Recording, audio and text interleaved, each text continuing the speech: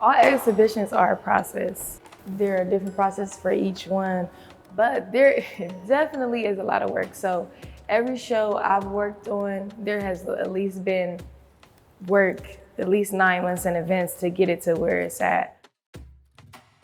When you're putting together big events, there's always going to be a team, and I think just in general, we have to work collaboratively. So even when you think about whatever happened before this exhibition, the artists, they work with different people to even get to the point that they are in. The install team, or even like installing the exhibition, there are nights and you might be here until 2 o'clock in the morning, but it's all for the enjoyment of the audience.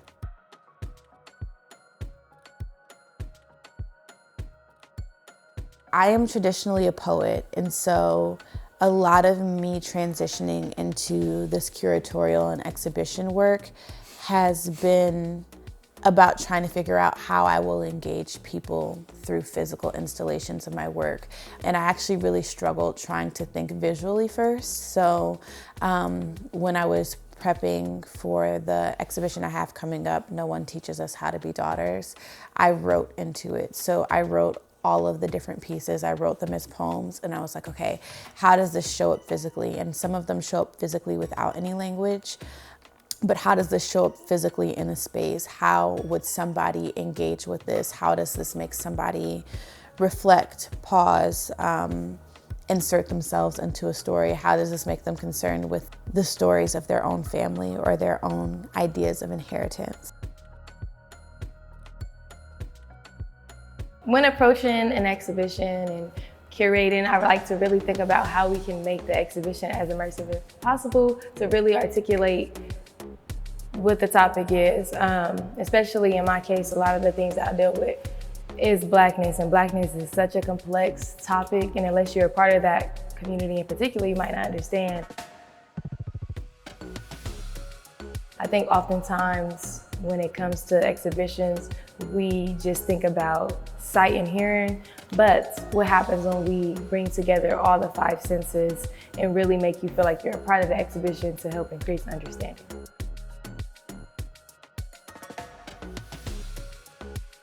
No One Teaches Us How to Be Daughters starts with a story of a family member of mine who had gone missing, and then I was really stuck on this idea of what it means to be missing and what that means as a Black person, what that means as a Black woman, what are all of the different ways that we go missing within ourselves. So again, just this idea, one single idea that is like freaking itself into a million different ways.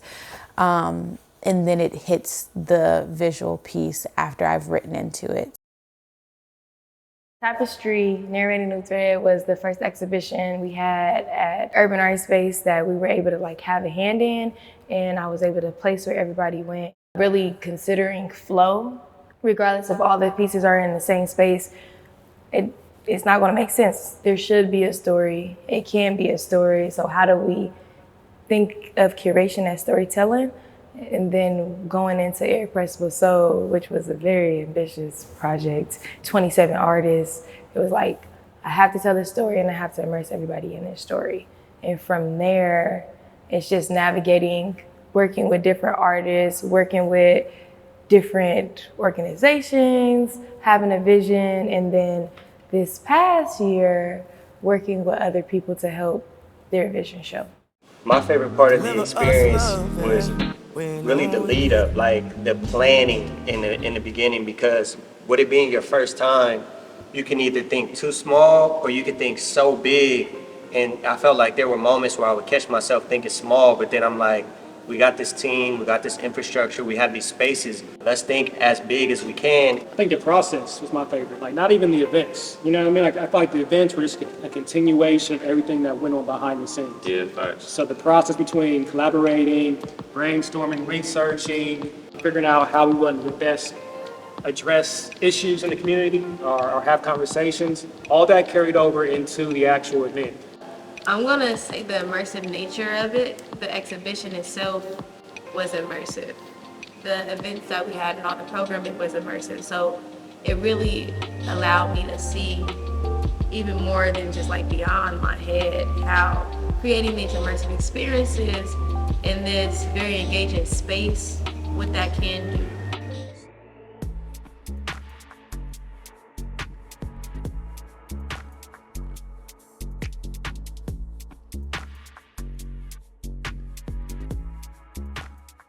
The opening part of the exhibit is actually pulling from these videos I took of my great-grandmother before she passed. I had about an hour's worth of video of her, and I only have like 4 minutes and 30 seconds left, but I'm pulling from that audio and a few other things and some physical pieces that I have, a fur coat that belonged to her. I want to enter on inheritance and then start moving through all of the things that disrupt ideas of inheritance. And then I'm hoping to end in a space that causes folks to reflect on their own inheritance and their own place, their own metaphysical locations of themselves.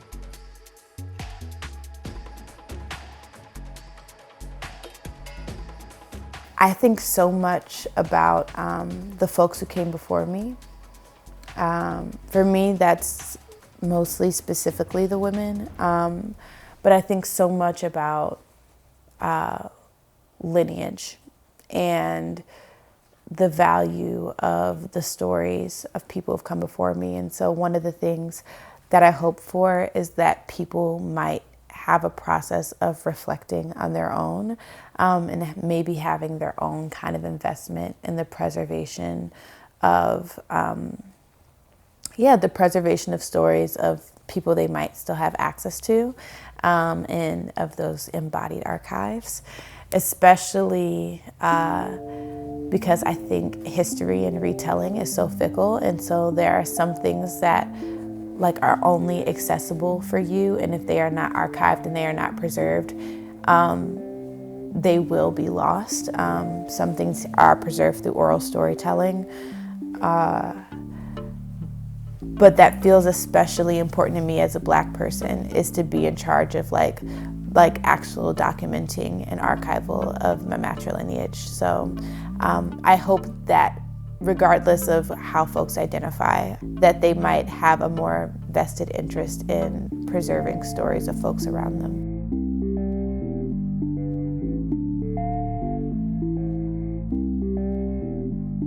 You can't approach each show the same. Every show is different. Every vision is different. There's a different story in each show. So really sitting back and understanding what that exhibition statement is, what the purpose is, the vision, and then going from there, I think that has been the biggest lesson.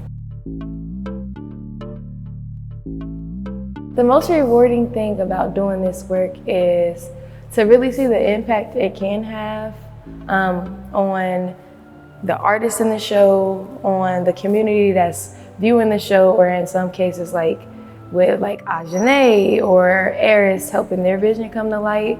I really enjoy helping. I enjoy putting together shows which for me are reflective of a certain experience in the culture. I think the reactions I enjoy the most are children's. Because I remember being a kid and going to art shows, I'm like, wow.